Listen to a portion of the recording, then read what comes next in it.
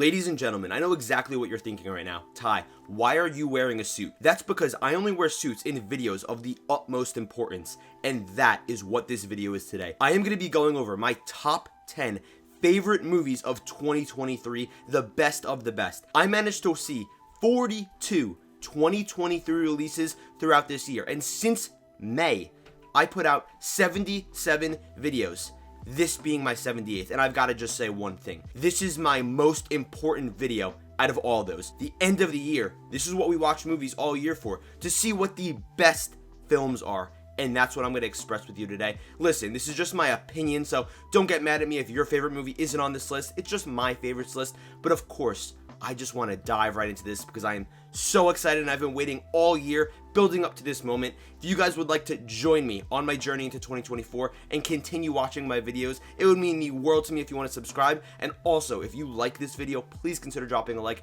That would mean the world to me. Before I actually get into the rankings, I feel like this is a good time to just thank you guys for all the support this year. I started this channel early May when Guardians of the Galaxy 3 dropped, and I just wanted to get my thoughts out there on the internet, you know, being inspired from people like Sean Chandler, Filmstocked, Austin Burke, Zach Pope. Hopefully they see this, but you know, it just really meant a lot to me that I was finally able to put my thoughts out there on the internet. And now 77 videos later, like I said, here we are. So thank you for every like, comment, watch, every second that you've even watched on my videos. That means the world to me, and I cannot wait for 2024. I know by me saying this right off the bat, this is going to lose me a lot of credibility, but I just want to be straight up with you guys. Oppenheimer is not on my top 10 list. Listen, objectively, I think it's like a 10 out of 10 movie. I understand why people just adore that film and think it's perfect. I respect it more than anything, but honestly, it just didn't click with me personally. I do need to rewatch it. I've only seen it one time in the theater when it came out, but it just wasn't my type of movie. And again, I need to rewatch it, but I'm just letting you guys know Oppenheimer's not on my list. I'm sorry. I need to rewatch it. And I do respect it. I do understand why people would say it's a 10 out of 10. So let's move on from that because I don't want to get like hate comments or anything. So yeah, I just want to really quickly name drop 3 honorable mentions that just barely missed this top 10. Coming in at number 13 is going to be Rye Lane. Coming in at number 12 is going to be Dungeons and Dragons Honor Among Thieves. That was a really charming movie. I know I said I didn't really want to say any details, but coming in at number 11 is going to be The Flash. Don't kill me for that. I'm sorry. I just kind of like the movie. I'm a superhero guy. Let's dive into this top 10. Coming in at number 10 is a movie that had so much hype, so much love for it, so much dedication and obsession before the movie even released. And that's going to be the Barbie movie. The dedication of Greta Gerwig, Ryan Gosling, Margot Robbie that clearly went into this movie is just amazing. It's hysterical. It has great themes. It's like actually for adults, even though it's kind of meant for kids. I loved it. I loved like the raunchy humor. I thought it was just such a great time throughout. There are so many funny moments. How can you not love the I'm Just Ken musical number? It's hysterical. Ryan Gosling as Ken, come on man, best supporting actor at the Oscars. The set design, some of the best that we've seen this year. Everything looks so spot on, and I love how at times it can be goofy, but then also it has very serious moments that kind of, you know, pitch the message to you, like literally almost like in a monologue. But I thought it was done really well. You've got great side characters in here, whether it's Will Ferrell or Mr. Shang-Chi himself. Overall, I'm very surprised this movie even got made and that Hasbro sort of let them, like, you know, trash on, you know, just corporations and stuff as a whole too. But yeah, this was definitely a surprise for me. I was excited for it. I was trying to tell everybody, guys, this is going to be good. I was hyping it a few months before, and all my friends, all my family were looking at me like I was crazy. But overall, this movie ended up being everything I wanted it to be and more. It was great. Coming in at number 9 is going to be an animated film that honestly, when it comes to the characters it consists of, I have no nostalgia for them or really love for them at all. That's going to be the Teenage Mutant Ninja Turtles Mutant Mayhem movie. God, this honestly felt like a budget version of Spider-Verse, and that's not a slight to it at all. This movie ended up being great. I never grew up, you know, liking Teenage Mutant Ninja Turtles, nothing like that, but the comedy was great. I loved the animation. It was so uniquely stylized. Seth Rogen produced this, and I feel like you could tell. I like how we have Ice Cube in here as Superfly. He's kind of funny, but also menacing, and I love the themes that they went into about how these kids are just kind of trying to, like, fit in, and it makes sense because that would be a realistic thing in real life. Again, going into things, I like how it kind of played for like kids and then also adults at the same time. The music was on point. This was a great animated film, one of the best, maybe the second best or the best of this year. We'll see what happens on the rest of this top 10 list. But yeah, overall, this is definitely worth checking out, even if you're not a fan of Teenage Mutant Ninja Turtles, because again, I wasn't, and I was just blown away. I mean, I have this at number 9 on my list, so clearly I loved it. Such a great movie. Go check it out. Coming in at number 8 is going to be a foreign film that blew me away, metaphorically and literally. That being Godzilla Minus One. The theater experience for this movie was just so epic. The fact that this film was so great, even if Godzilla wasn't in it, because it dives into post-war Japan and how people were trying to, recover and get their lives back together after they were just absolutely devastated. I mean, everyone was. It goes into these characters deeply, and you see kind of like their struggles and what they're going through and how they're attempting to recover their lives. How our main character here has survivor's guilt from being a kamikaze pilot and the fact that he survived. This movie was such a great drama war film. And that's without even talking about Godzilla, because Godzilla's in this movie. At a certain point while watching this film, I literally forgot Godzilla was even in it, and he was just like a nice little sprinkle on top. And when Godzilla's on screen, oh my god, is he menacing. They made him a straight up villain in this. They didn't try to make him like an anti-hero, nothing. Nope, he just destroys city and that's it. His atomic breath, oh my god. It's like when a nuke hits. It felt like literally like when you watch Oppenheimer. Amazing film overall, and I've got to say, I was surprisingly very emotional at the end of this movie because of how well they set up these characters. Overall, a great movie. Go check it out if you haven't seen too many foreign films. I would highly recommend this one. Coming in at number 7 is sort of like a buddy drama in a way. That's like the best way I could describe it. That being The Holdovers. I got to see this movie a little bit early. I got like an invite in my email from Letterboxd. Shout out to them. Also, if you guys want to see my ratings for these films, go to my Letterboxd link down in the description. Just a little plug here. The Holdovers blew me away. Paul Giamatti's performance, and obviously accessorized by Dominic Sessa, their chemistry was off the charts. This is such a heartwarming film that just shows that broken people can really help other broken people. The story here is great.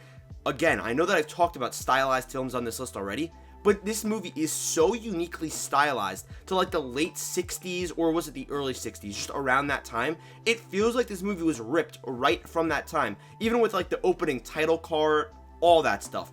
Again, the comedy, it's not afraid to be, too over the top, because I believe it is rated R, and at times, man, it just feels so real, especially because this is more of a holiday film, and everyone can relate to those family moments, this, that, and overall, this one is so worth checking out. Alexander Payne had a hit on his hands with this one. This one, honestly, probably flew under the radar, too, for a lot of people. I'm telling you, this is definitely worth checking out with your family. Awesome movie. Coming in at number 6 is a movie that honestly I caught like a month late at the theaters. That's gonna be John Wick Chapter 4.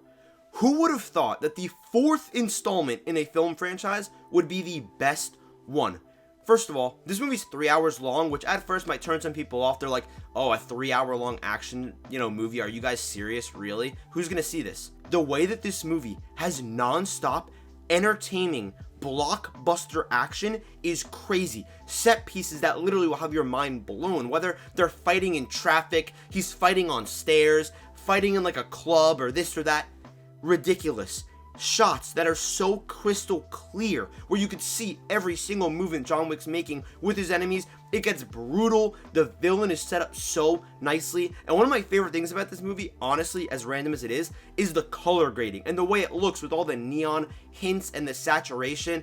Beautiful. It ended off so nicely. I really hope they don't make John Wick Chapter 5. I feel like that wouldn't really make sense, even though apparently they're gonna, because money talks. But yeah, guys, John Wick Chapter 4, probably the best action movie of the year. Or is it? We'll see what my top 5 consists of. But yeah, guys, this is an amazing film, and I can't believe these just keep getting better as they're going. It's ridiculous. Shouldn't be that way, especially with Keanu Reeves and how old he is at this point. It's crazy. Alright, guys, so we're entering our top 5. At this point, if you could just please drop a like, that would mean the world to me. And also, if you want to subscribe, I don't mean to bother you guys, but you want to stick around, that would mean the world to me, especially as we're going into 2024. You could join me on my journey through this next year. That would be amazing. Let's get into this top 5. The 5th best movie of 2023, my 5th favorite movie, has gotta be Killers of the Flower Moon. Guys, Martin Scorsese does it again. I feel like that's something that's said so commonly at this point because it happens every 2 seconds. Is commonly a word? I don't even know. This movie is so deeply powerful. It's so gut-wrenching and also so entertaining at the same time. This is a 3.5-hour long movie. Crazy. It has Robert De Niro, Leonardo DiCaprio giving amazing performances, and how could I forget to mention Lily Gladstone. I hope she wins Best Supporting Actress. She was phenomenal.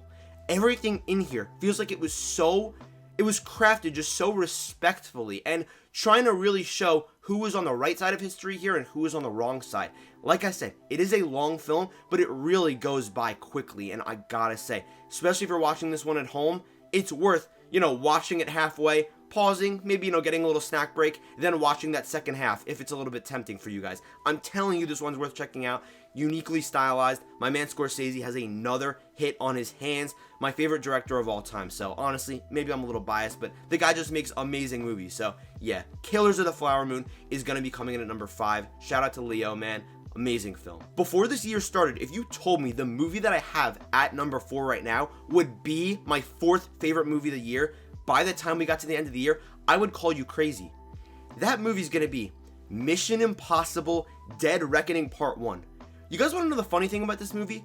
First of all, I barely wanted to see it, because the thing is, I have not seen another Mission Impossible movie except for this one, besides the first one. And I still managed to absolutely fall in love with this movie. It was amazing. Tom Cruise, truly, at least objectively, is the greatest living action star alive. This guy is so great. You could see that he put so much love and care into doing stunts into this movie. Did you guys see the jump that he did for this movie off the cliff?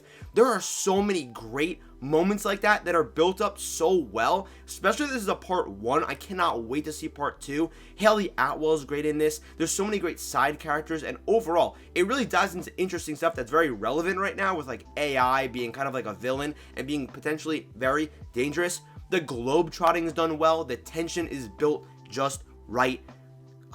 God, it just feels so good to show this movie love. This is an amazing, phenomenal action movie. So worth checking out. I cannot wait to see part 2. Whatever year that's releasing at this point, because only God knows. Ladies and gentlemen, we are entering the top 3 films of 2023.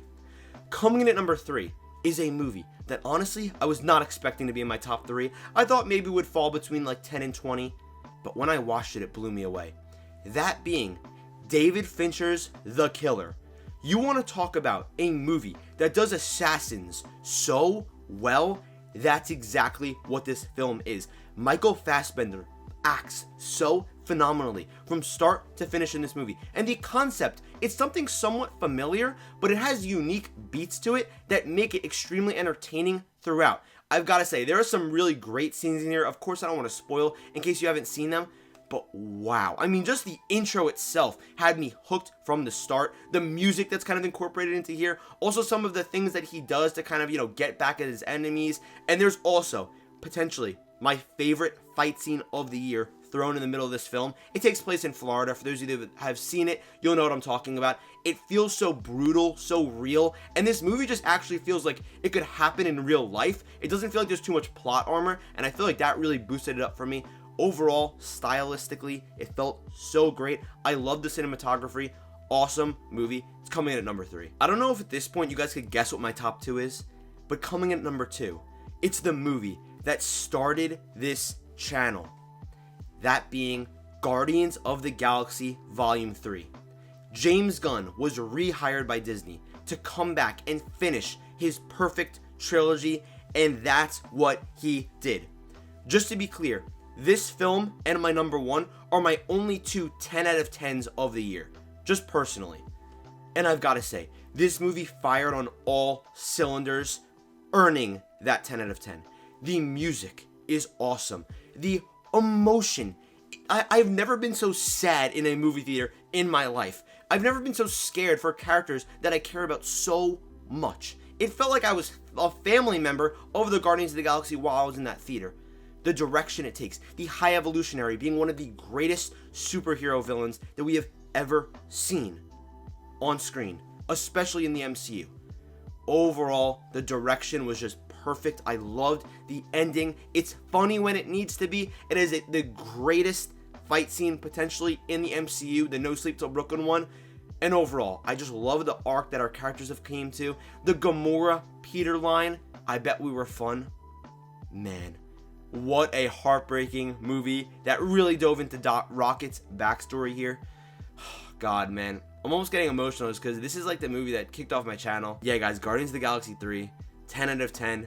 And that's it. We're moving on to my #1 film of 2023. I'm going to be honest with you. With what I'm about to say, honestly, I was kind of like, man, what if people hate on what I'm going to say? What if people judge me? But I don't care. The #1 movie on this list is both the greatest animated film of all time and the greatest superhero movie of all time. Of all time. Over Infinity War, The Dark Knight. And sure, maybe I need to see it more. But I've already seen it 4 times. And this is one of my favorite movies of all time already. That being Spider-Man Across the Spider-Verse. This is potentially the greatest sequel that we've ever gotten to a movie. Into the Spider-Verse, what people already consider one of the best Marvel movies ever made, if not the best.